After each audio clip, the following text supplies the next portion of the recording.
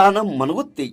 ಯಮಕನಮಡಿ ಸಮೀಪದ ಮನಗುತ್ತಿ ಗ್ರಾಮದಲ್ಲಿ ಪವಾಡ ಪುರುಷರಾದ ತಾಣವಾಗಿದ್ದ ಶ್ರೀ ಬಸವಣ್ಣ ದೇವರ ಜಾತ್ರೆ ದಿನಾಂಕ 22, 23, 24 ಫೆಬ್ರವರಿ 2026ರವರೆಗೆ ಅತಿ ವಿಜೃಂಭಣೆಯಿಂದ ಜರುಗಿತ್ತು.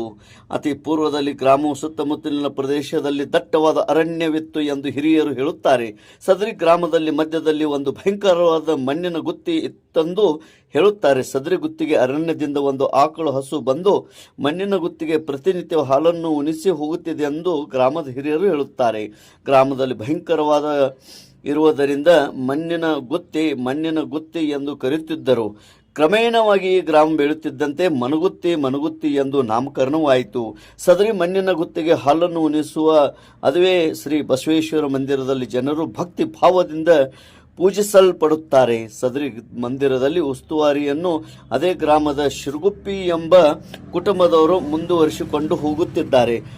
ಸದರಿ ಆರಾಧ್ಯ ದೈವ ಬಸವೇಶ್ವರನಿಗೆ ಭಕ್ತಿಪೂರ್ವಕವಾಗಿ ನಡೆದುಕೊಂಡರೂ ವರವು ಕಟ್ಟಿಟ್ಟ ಬುತ್ತಿ ಎಂದು ಹೇಳುತ್ತಾರೆ. ಈಗಲೂ ಸಹಿತ ಜಾತ್ರೆ ದಿನದಂದು ಬೆಳಗಿನ ಜಾವ ಮುತ್ತಪ್ಪಜ್ಜನವರಿಂದ ನುಡಿಗಳು ಆಗುತ್ತವೆ. ಅಲ್ಲದೆ ಯಾವುದೇ ತರಹದ ಮನುಷ್ಯನಿಗೆ ಬಾಧೆಯಾದಲ್ಲಿ ಅದನ್ನು ಪರಿಹರಿಸುವ ಶಕ್ತಿಯು ಈ ಮುತ್ತಪ್ಪಜ್ಜನ ವಾಕ್ಯ ಸಿದ್ಧಿ ಇದೆ ಎಂದು ಪರಿಹಾರವಾಗುತ್ತದೆ ಎಂದು ಇಂದಿಗೂ ಜನರು ನಂಬಿಕೆ ಮತ್ತು ರೂಢಿಯಲ್ಲಿದ್ದು, ಹೊರ ರಾಜ್ಯದಿಂದ ಬಹಳಷ್ಟು ಭಕ್ತಾದಿಗಳು ಬಂದು ತಮ್ಮ ಇಷ್ಟಾರ್ಥಗಳನ್ನು ಕೇಳಿಕೊಂಡು ಮುತ್ತಪ್ಪಜ್ಜನ ಕೃಪೆಗೆ ಪಾತ್ರರಾಗುತ್ತಾರೆ.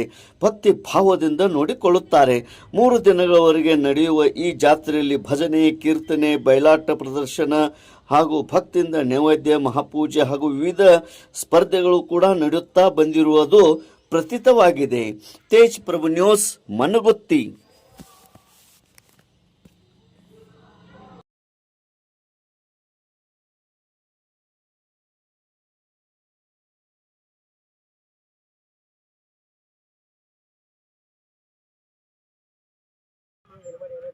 ಬಂಜಾರ ಸ್ಪೀಕರ್ ಬಂದ್ ಮಾಡ್ತಾಳ ಅದನ್ನ ಈ ಸ್ಪೀಕರ್ ಬಂದ್ ಮಾಡಕ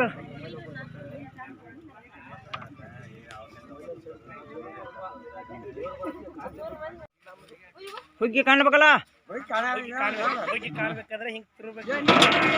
ಸಾಕು ಬಿಸಿರ್ತಿ ಗಪ್ ಮಾಡ್ತಾನೆ ಗಪ್ನೆ ಅಲ್ಲ. ಹಾಂ ಬಸ್ ಓಕೆ ಏನು ಅಡ್ಡಿಲ್ಲ.